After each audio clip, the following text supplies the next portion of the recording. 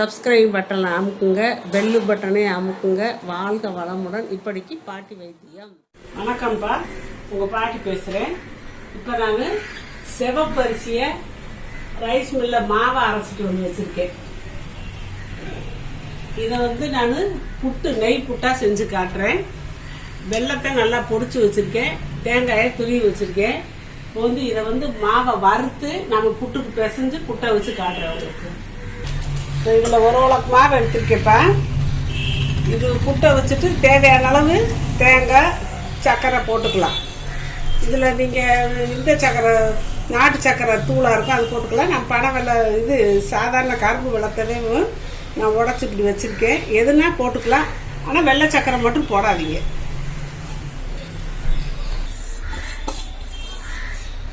இப்போ இந்த மாவை நான் வறுத்துக்கிறேன்.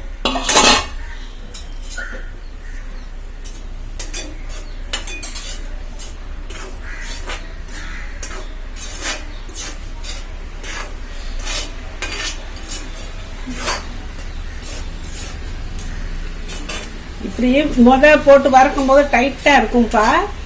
நல்லா வறுபட்டுருச்சுன்னா ஒரு மாதிரி சில்க் மாதிரி இப்படி ஈஸியாக அப்படி வரும், காத்தா இருக்கும், லேசாக இருக்கும். அதை பார்த்து நம்ம வறுபட்டுருச்சுன்னு தெரிஞ்சுக்கலாம்.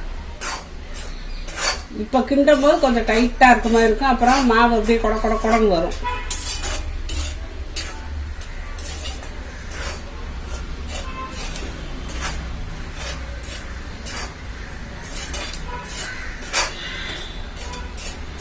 புட்டுக்கெல்லாம் வறுத்து செஞ்சாதான் நல்லா இருக்கும்.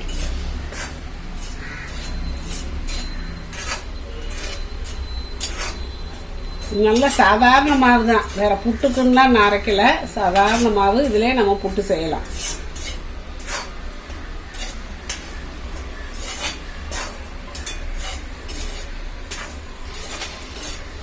சிவப்பு அரிசியை அரைச்சிருக்கேன். கலரே வித்தியாசமா இருக்குல்ல.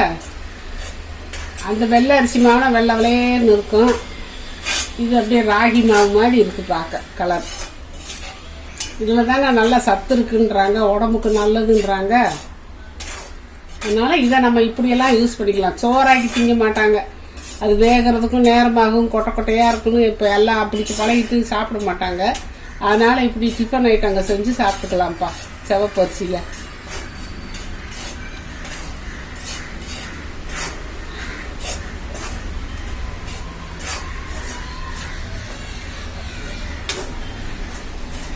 அப்படியே கொஞ்சம் உப்பும் போட்டு வறுத்துக்கலாம்ப்பா. உப்பு தேவையான அளவு உப்பு போட்டாச்சு.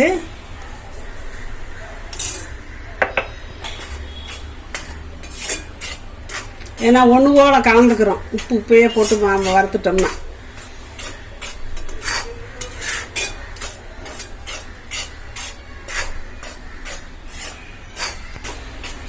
இப்படி கைவிடாம வறுக்கணும்ப்பா. இப்போ வறுபட்டுருச்சுன்னா இது இப்படி லேசாக இருக்கும், அப்போ தான் டைட்டாக இருக்கும். இப்போ கிண்டுறதுக்கே நம்மளுக்கு ஈஸியாக இருக்கும். போதும், வறுபட்டுருச்சு. இப்போ நான் அடுப்பு ஆஃப் பண்ணிவிட்டு எடுத்து பாத்திரத்தில் கொட்டிக்கிறேன். வாசம் வேற வருது, அந்த அரிசி வறுபடுற வாசம் வருது. இப்போ நம்ம கொட்டிக்கலாம்.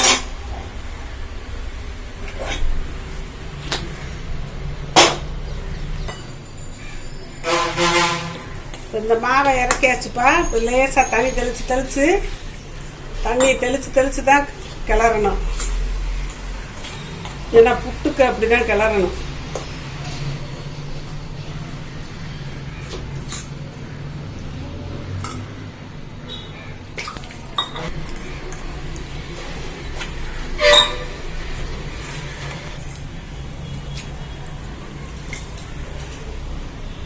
இப்போ இதில் 3/4 டம்ளர் வச்சுருந்தேப்பா, தெளிச்சிருக்கேன். பத்தாட்டி இன்னும் கொஞ்சம் நம்ம தெளிச்சுக்கலாம். அது ஒவ்வொரு அரிசியை பொறுத்து இருக்குது, தண்ணி மாவு தண்ணி குடிக்கிறது. அதனால் நம்ம இதை கரெக்டாக அளவு சொல்ல முடியாது. நம்ம அப்படியே கொஞ்சம் கொஞ்சமாக பிரட்டி பார்க்கலாம். இந்த 3/4 டம்ளர் தண்ணி அந்த ஒரு அளவுக்கு அரிசிக்கு சரியாக போச்சுப்பா. ஒரு உலக்கு போட்டது நல்லா பொழுன்னு வந்துருச்சு. நல்லா சாஃப்டாக இருக்குது. ஈரமெல்லாம் எல்லா புட்டுலையும் எல்லா மாவுலையும் இருக்குது. இப்போ நம்ம இட்லி சட்டி அடுப்பில் வைப்போம். வச்சுப்பா. இப்போப்பா இந்த இட்லி தட்டு மேலே இந்த வெள்ளை துணியை நம்ம விரிச்சுக்கலாம். விரித்து இந்த பிரட்டி வச்சுருக்க மாவை இதில் போடுவோம்.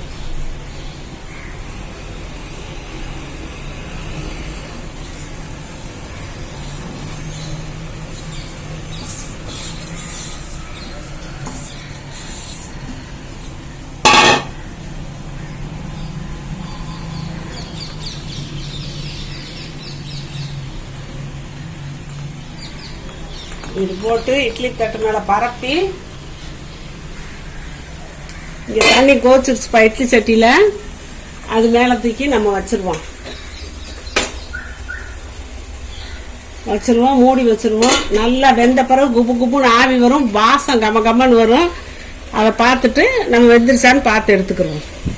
இப்போ ஒரு தேவையான அளவு வெல்லம் போட்டுக்கலாம். வெல்லமோ நாட்டு சர்க்கரையோ இவ்வளோ போதும். 10 அடி போட்டுக்கோங்க. இன்னும் குறையா வேணா கூட சாப்பிட்டுக்கோங்க, அவங்க சௌகரியம். இதை போட்டு ரெடியாக வச்சுருப்போம். மாவு வேகவும் தூக்கி இதில் போட்டு பிரட்டிட வேண்டியதாப்பா. இப்போ 10 நிமிஷம் ஆச்சுப்பா. சுற்றி இந்த ஆவி வருது பார்த்தீங்களா? இப்போ 10 நிமிஷம் வந்தால் போதும். இப்போ அடுப்பு ஆஃப் பண்ணிடலாம். 10 நிமிஷம் போதும். வெந்து போயிடும். இருந்தாலும் நம்ம பார்ப்போம் வெந்துருச்சான்னு. எப்படி பார்க்கறதுன்னு சொல்கிறேன். இப்போ இது இப்படி காம்பை வச்சு, கரண்டி காம்பை வச்சு இப்படி ஒதுக்கி பார்க்கலாம். இப்படி குத்தி தோண்டி எடுத்து பார்க்கலாம். வேகலைன்னா வெள்ளையாக தெரியும். இப்போ ஒரு மாதிரி வெள்ளையாக, இது வெந்ததுனால ஒரு மாதிரி அந்த ப்ரௌன் கலராகவே இருக்குது. நல்லா வெந்துருச்சு. இப்போ நான் இறக்கி எடுத்து மாத்துறேன்.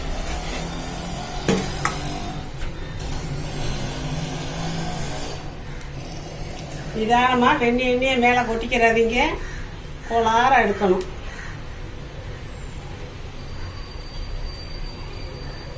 எடுத்து ஒரு பக்கத்தில் அப்படி கொட்டணும்.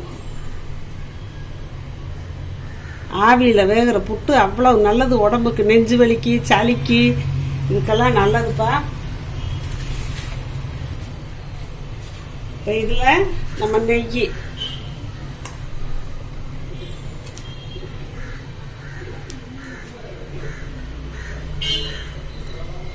3 ஸ்பூன் ஊற்றிக்கலாம், போதும். அதுக்கு மேலே ஊற்றினாலும் தக்கட்டும். இது கரெக்டான அளவு.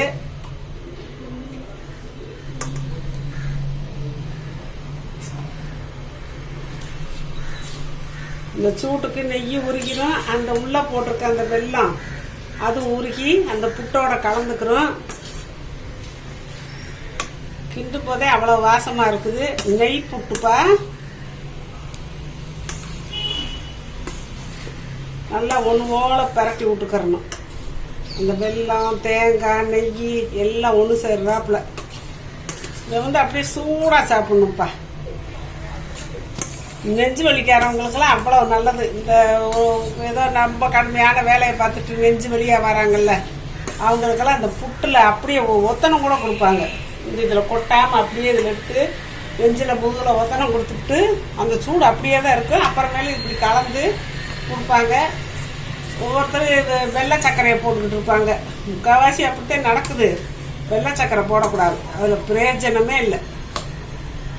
இப்படி நாட்டு சர்க்கரை, இந்த வெல்லம் இதில் போடணும். பனை வெள்ளத்தை போட்டோம்னா அதில் கொஞ்சம் இந்த கல் மண் இருந்தாலும் இருக்கும். அதுக்கோசரமே அது பனை வெள்ளம் அதில் சேர்க்கறது இல்லை. இந்த வெள்ளத்தில் அவ்வளவாக நம்மளுக்கு இது இருக்காது, கல் மண் இருக்காது. அதனால் இந்த வெல்லம் இல்லாட்டி நாட்டு சர்க்கரை சேர்த்து நெய் போட்டு வச்சா இப்போ பிசையும்போது அப்படி கிண்டும் போதே வாசம் கம்ம நடிக்கிறப்ப. இதில் வேணா நீங்கள் கொஞ்சம் ஏலக்காய் தூள் கூட, ஏலக்காய் பிடிக்கிறவங்க, ஏலக்காய் வாசம் பிடிக்குங்கிறவங்க ஏலக்காய் தூள் கூட போட்டு கிண்டிக்கலாம். எள்ளு கூட கொஞ்சம் வறுத்து அப்படியே தூவி போட்டு சாப்பிடும் போது எள்ளு கடுப்பு முட்டுன்னு இருக்கும், அப்படியும் போட்டுக்கலாம். இது போதும். இப்படி தான் மேக்சிமம் செய்வாங்க. அப்படி செஞ்சா கூட கொஞ்சம் இன்னும் கொஞ்சம் டேஸ்ட் கிடைக்கும். இப்போ நல்லா பிரட்டியாச்சுப்பா.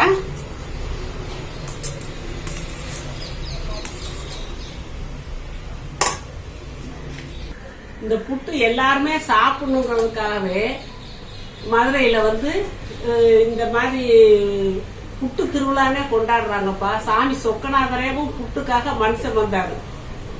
ஏன்னா அப்ப ஆவணி மாசம் வந்து அந்த திருவிழா நடக்கும். ஆவணி மாசம் தானே, ஆடி மாசம் ஃபுல்லா மழை பெஞ்சு ரொம்ப இதாக கிடக்கும். மக்கள்லாம் ரொம்ப இருமல், சளி இருமல்ல கஷ்டப்படுவாங்க. அப்ப இந்த புட்டு செஞ்சு சாப்பிட்டா நல்லது. அந்த ஒரு காரணத்துக்காக சாமியை காரணம் சொல்லி புட்டு திருவிழான்னு வச்சு எல்லா மக்களையும் அவங்க வீட்டில் புட்டை வச்சு தின்பாங்க. இல்லாட்டி புட்டு திருவிழாலே புட்டு முக்கி வாங்கி சாப்பிடுவாங்க. இந்த மாதிரி புட்டு செஞ்சு சாப்பிட்றது நல்லதுன்னு இதுக்கு ஒரு திருவிழாவே எடுக்கிறாங்கப்பா. அதனால நீங்க அடிக்கடி இப்படி புட்டு செஞ்சு சாப்பிடுங்க.